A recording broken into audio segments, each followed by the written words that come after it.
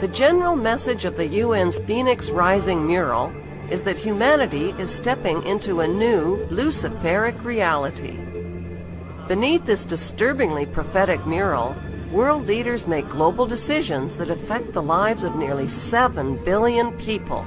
So this is urgent, and it's going to require incredible collaboration. It's going to have to go to 7 billion people. Would we vaccinate 7 billion people if there were side effects? Side effects. The ghostly figures of the walking dead are stepping into a void. They symbolize depopulation. Beneath this disturbingly prophetic mural, world leaders make global decisions that affect the lives of nearly 7 billion people.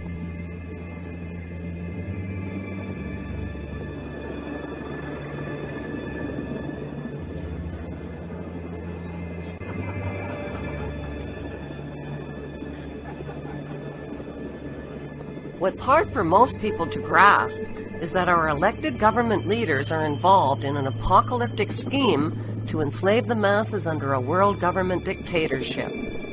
How do these leaders sleep at night? How do they live with themselves? We at the World Economic Forum, we are very much involved by giving the young people a voice, by working together with UN. Foro político de alto nivel sobre desarrollo sostenible. Es el mejor mecanismo creado por Naciones Unidas, ¿no?, para dar seguimiento y evaluar los avances en el cumplimiento de los objetivos del desarrollo sostenible. I am working together with UN on the preparation. We feel there are three key targets. One of the topics you've spoken out a lot about, and I think you're most passionate about, is climate change. One of them, because it poses a real threat to us. So if you were running this country, what are the 3 things you would do to help combat this issue? I'll keep it short and sweet. Family, religion, friendship. These are the 3 demons you must slay if you wish to succeed in business. We feel there are three key targets as far as making the world environmentally more responsible. First, of course, is the reduction of CO2 emissions. Issues related to population. But the second issue, maybe even more important, is maintaining biodiversity. And together with some other organizations, we are involved in a project which is called 30 by 2030, which means when the flood comes, the scientists will build a Noah's Ark for the elite, leaving the rest to drown. 30 by 2030, which means to make 30% of oceans and 30% of terrestrial landscapes, again, free from human intervention. A network of tunnels under cities. And you can, when I say, I don't mean a 2D plane of tunnels, I mean tunnels that go many levels deep. Ted, what do you think America's place in the new world order should be? It's always been seen as the global policeman. But as you said before, you know, it's hard to see with all these military conflicts where the winner and loser lies. What should America be doing? I think globally? The global policeman should be the United Nations. It's worldwide military power. He tips his helmet to the elite, who are climbing out from underground cities where they safely hid from the apocalypse. A network of tunnels that is 20, 30, 40, 50 levels, as many levels as you want, really. And the third issue, of course, is the issues of plastic. Recycling?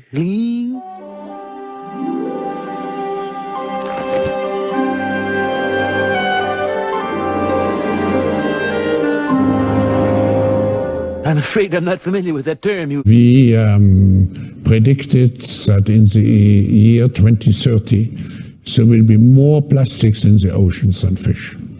And the consequences of this situation on our food security will be enormous. I figured if one six-pack holder will catch one fish, 1 million sewn together will catch 1 million fish. Watch. What's going on? I call it the Burns Omni-Net. It sweeps the sea clean. There is no real threat. Leaders are manufacturing artificial threats. I think an epidemic, either naturally caused or intentionally caused, is the most likely thing to cause, say, 10 million excess deaths.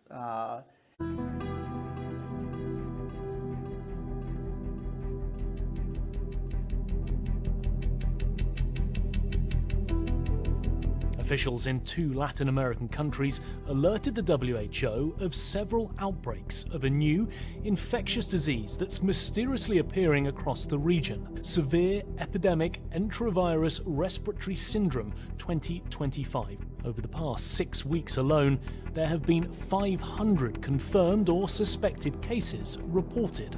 The virus could cause a severe pandemic if early containment and mitigation efforts are not successful. The pandemic in this type of situation and trend would be a risk for the global health security. Trust. This is an essential issue, and trust was broken among countries, between populations and healthcare systems, between healthcare systems and governments. I'm very sorry to say that in 2025, we need to strengthen the health system. WHO needs to be a voice for the voiceless. No one is safe until all of us are safe. As of today, there have been an estimated 1 billion cases worldwide, with more than 20 million deaths, including nearly 15 million children. Countless millions are alive, but left with paralysis or brain damage. So we'll have to prepare for the next one. That, I'd say is will get attention this time. Paralysis or brain damage. We have to apply now on a global level. As long as not everybody is vaccinated, nobody will be safe. No one is safe until all of us are safe. We do need more money, but we don't just need more money for vaccines for children eventually. We need more money to plan for the second pandemic. There's going to be another pandemic. We have to think ahead. And that's not something the last outfit did very well. That's something we've been doing fairly well. That's why we need the money.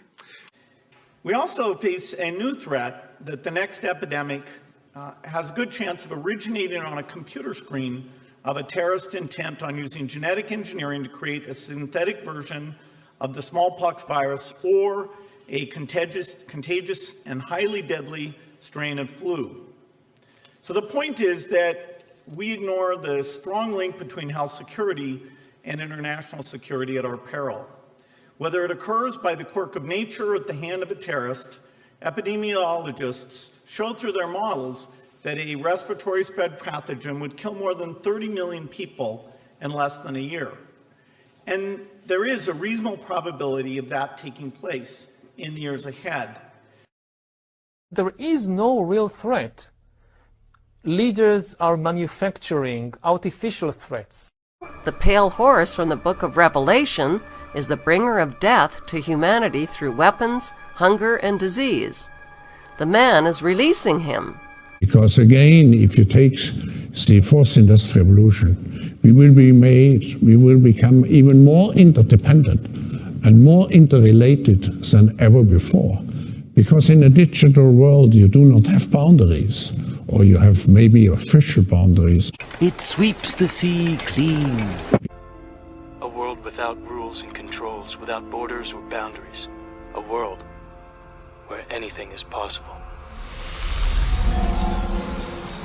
Where we go from there is a choice I leave to you. You all will have implants. Stop! Let me out! Let me out! I want out! Now you can see a video game that's photorealistic, almost photorealistic, and millions of people playing simultaneously. And you see where things are going with virtual reality and augmented reality. And if you extrapolate that out into the future, with any rate of progress at all, like even 0.1% or something like that a year, then eventually those games will be indistinguishable from reality. They'll be so realistic, you will not be able to tell the difference between that game and the reality as we know it. Let me out! Let me out! I want out!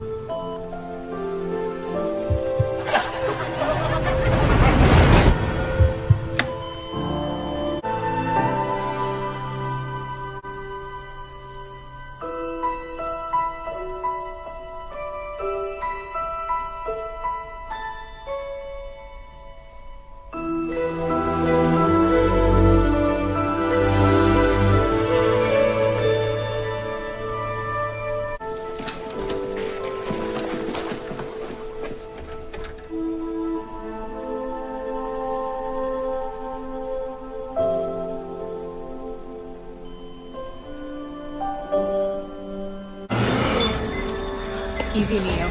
Easy. Get this thing away from me. Don't touch me. Get away from me. Stay away from me. I don't believe it. I don't believe it. So, yeah, probably the number of electrodes will grow with the number of people at the company. Hopefully that's a super linear relationship. Yeah. Well, we might need a million people at the company then. Yeah, super, yeah, even more, yeah. To hack a human being is to get to know that person better than they know themselves. And based on that, to increasingly manipulate you. It is the world that has been pulled over your eyes to blind you from the truth. Mr. Speaker, that member is promoting open disinformation. That's not debate. We have to call out disinformation. We'll get into debate again. A prison for your mind. The chained black man represents slavery, while the top panel of the mural shows a technologically advanced white race who control industry, art, and science. You know, we partnered with Google, for example. If you Google climate change, you will, at the top of your search, you will get all kinds of UN resources. We started this partnership when we were shocked to see that when we Googled climate change, we were getting incredibly distorted information right at the top.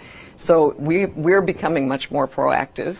You know, we own the science, and we think that the world, you know, should know it, and the platforms themselves also do. But again, it's a huge challenge that I think all sectors of society need to be very active in.